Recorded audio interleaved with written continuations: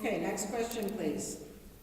Given our projected deficit, what should be the top priority for spending cuts? Okay, Paul, please.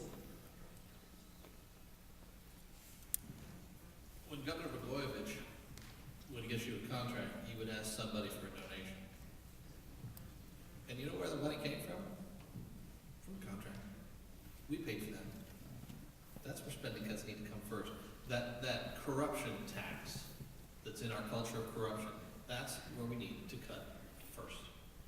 But beyond that, I think we need to burn the entire budget to the ground and start over.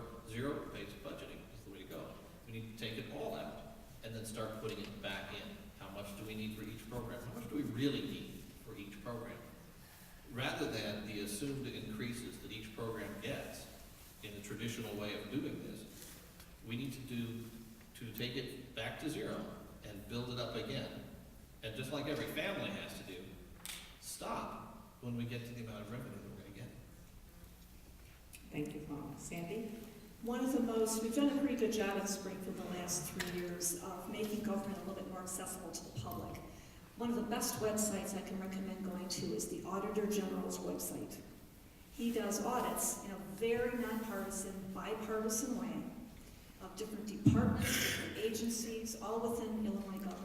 Anywhere from prisons to regional offices of superintendent, to IDOT, to something as small as maybe a human service provider will go in and do these audits. Those audits have recommendations on how to save money. Or those audits also have comments about where money's been wasted or never accounted for. That's the place to start. As long as I said at the beginning, zero-based budgeting as well. You start over, look at the programs. What's there, what's not there? You have ghost payrolling. Would it surprise anybody to know that we have ghost payrolling in Illinois? We do. But you really have to take those hard decisions, and it comes from the administrative branch of our government to go through every one of those departments and look at where we can make those cuts. Start with the Auditor General reports. They're awesome. I would just encourage everyone here to go to that website and take a peek at something that might interest you. Thank you, Sandy. Next question, please. Do you believe that the state should expand or reduce eligibility for Medicaid?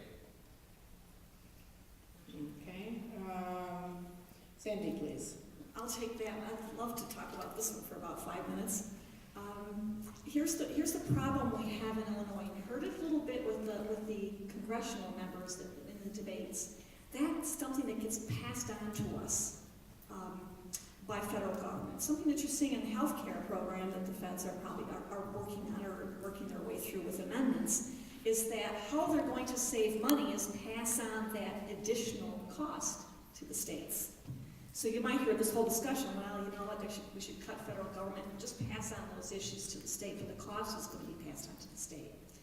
So can Illinois, once those mandates occur on the federal level, we have to meet them. Should Illinois not have the mandates that we've added above and beyond federal regulations? Absolutely. We've qualified too many people without the money to cover the cost of the services. But what scares me in the next couple of years is that with this new federal health care program, the states are going to probably, in Illinois, we've probably looked at about a $2 billion additional cost every year for us. Thank you, Ms. Cole. Mr. Mitchell, please. The question was, should we expand or reduce Medicare eligibility? Correct. Medicaid. Medicaid? Okay, thank you. There's no doubt in my mind that there's a lot of waste and abuse in the system.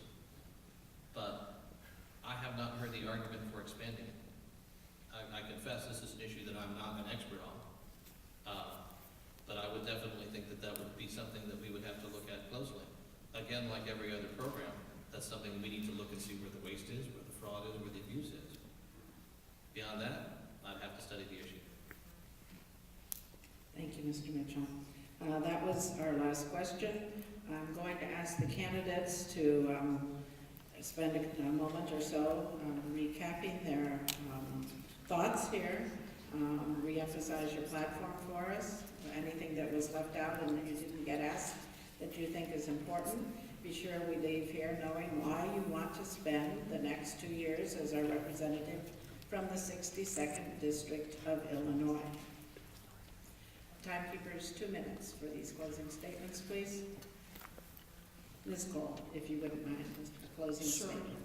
I'd like to thank everyone for taking the time to come here today, and particularly, of course, the Daily Herald, the League of Women Voters. Thank you for your great monitoring of this, and certainly to the students. I had a whole page of closing comments, and I just can't not go without the opportunity to tell these people sitting next to me what a great job you did, and encourage you to keep doing work like this once you go off to college. My big concern in Illinois next year is jobs. And these young people that are sitting here today and thinking about graduating from high school in their junior and senior year, there may not be a job for them when they get out of college. I encourage you to stay in school, to do the best you can, go for those scholarships. Please stay to an Illinois school. We need you. We need your service to your communities. I pledge that I will continue to be a leader in transparent government. I was a co-sponsor on one of the largest bills Illinois has ever done, making sure that on our websites all state expenditures and contracts and salaries are made available to the public. I think the newspapers and the public also very much worked for Freedom of Information Act to be strengthened in the state of Illinois. I applaud the people in Illinois. Whenever I'm asked by the newspapers, what can we do to do this, the people have to demand it. Thank you for your citizenship, your volunteering in our community. It's the best thing we can do in a really bad economy.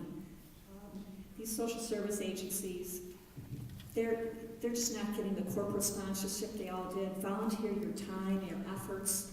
To all the young people here, everything you do this next year for your community and your school is going to be very, very important. We're heading into an inflation situation. The state of Illinois is broke. We're going to be starting $11 billion in debt. And I just encourage everyone here, anything you can do for a civic organization or a volunteer organization in your community, please do it. They need you. Thank you, Ms. Cole. And finally, Mr. Mitchell, please, if you would, sir. I'd like to, like Mrs. Cole, reiterate my thanks to everyone who's been involved in this, the League of Women Voters, the Daily Herald, the students, the staff, the faculty of the 2 high schools. And I'd like to thank Mrs. Cole for being here. It's been a real pleasure and an honor to share stage with you, ma'am. I am the conservative candidate in this race. I am the conservative candidate in this race. When I stepped outside, I looked at Mrs. Cole's table, and I see that she's got her something from the conservative organization, the United Republican Front, identifying her as a lifted leader. But that scorecard is based only on floor votes. It's not based on committee votes. If they had taken into account her vote in committee in favor of the Illinois FOCA bill, I really doubt that she would have qualified as a lift leader for the URF. I also note her scorecard for the National Taxpayers United of Illinois for 2007 and 2008. But in 2010, their political branch has endorsed my candidacy in this race. I want to propose a concluding thesis to you, and that's this. Fiscal conservatism is unstable without social conservatism. A liberal society will never adopt conservative fiscal policies.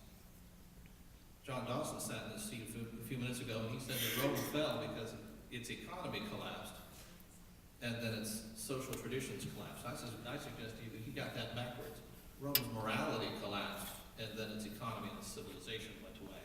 I believe that in the United States, in Illinois, and in this area, we are in danger of having that happen to us.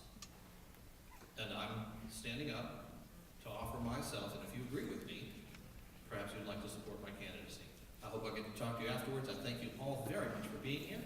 I really appreciate you giving up your Sunday afternoon on a cold day like this to be here and hear the 2 of us. Thank you very much. Thank you, Mr. Mitchell. Well, audience, it's been a very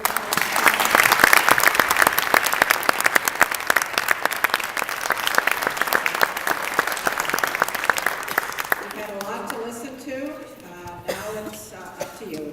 And as I said earlier, without the commitment and efforts of these candidates who will enter a race, there will be no race and we would have no vote. So get out on February 2nd between 6 a.m. and 7